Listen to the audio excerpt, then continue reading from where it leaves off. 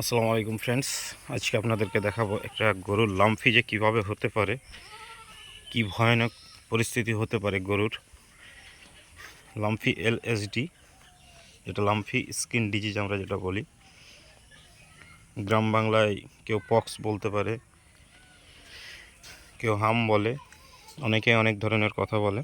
কিন্তু আজকে দেখুন একটা গরু বাছুর লাম্ফিতে কিভাবে আক্রান্ত হয়েছে। তার গোটা শরীর আক্রান্ত হয়েছে, এমন কোনো জায়গা নেই, বাদ নেই।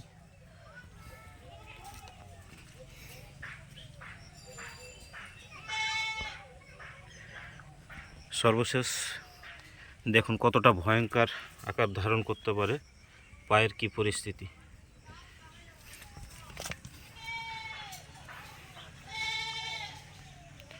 এটা গত 2 সপ্তাহ থেকে অসুখটা শুরু হয়েছে। প্রথমে প্রচণ্ড জ্বর প্লাস হালকা ফুলে ফুলে গিয়েছিল শরীর। আজকে এটা সবগুলো জায়গা দেখুন,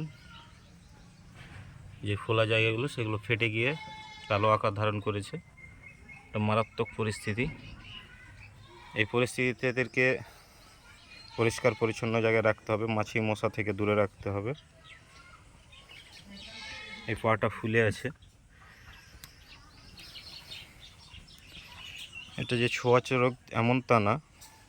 দেখুন ওর পাশে আর একটা গরু আছে, একই সঙ্গে খায় দায় ঘোরাফেরা করে।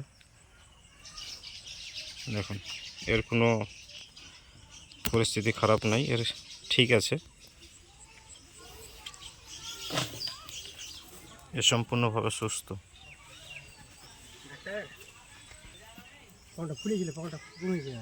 এখন যদি ওখানে পেট্রোল দিয়ে দেন তো ওই যে আর কোষগুলো নষ্ট হয়ে যাবে, তাড়াতাড়ি ভালো হবে না। পেট্রোল দিবেন না, ওখানে স্প্রে দিবেন, স্প্রে পাওয়া যায়, স্প্রেটা লাগাবেন। স্প্রেটা দিলে মাছি মশা দূর,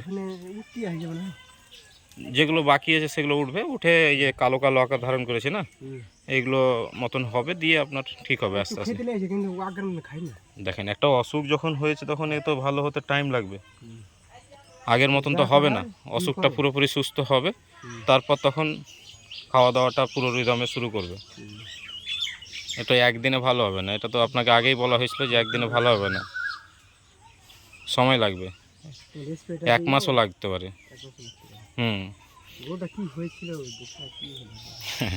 এটা দাগ থেকে যাবে, পুরো দাগ সারা বছর লাইফ টাইম এরকম থেকে যাবে, দাগ মিটবে না। না, এই দাগ মেটাতে পারবেন না।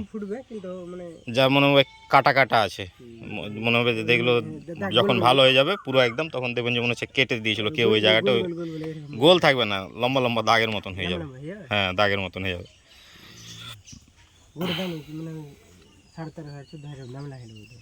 এখন তো আর সেই দাম পাবেন না। হ্যাঁ, এখন এমনি। যাক, আমি কিছু মেডিসিন দিচ্ছি, মেডিসিন খাওয়াবেন আর লাগাবেন, ঠিক হয়ে যাবে, আস্তে আস্তে ঠিক হয়ে যাবে। ওটা ফোলা থাকবে, আস্তে আস্তে ওটাই রস বেরোবে ভেতর থেকে। হ্যাঁ, অনেক সময় পুজো বেরোতে পারে। হ্যাঁ, বেরোবে, ঠিক হয়ে যাবে।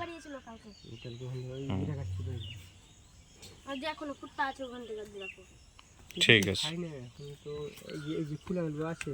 ওগুলো কমবে, আস্তে আস্তে নামবে। এই যে এই জায়গাটা আছে না, এই জায়গাটা পুরো চামড়া উঠে যেতে পারে। ওখানে একটা ঘা সৃষ্টি হতে পারে, এই জায়গাটাই ঘা সৃষ্টি হতে পারে। ওই ফুলাটাও তখন ঘা সৃষ্টি হয়ে ওখান থেকে রস টস বেরিয়ে ক্লিন হয়ে যাবে।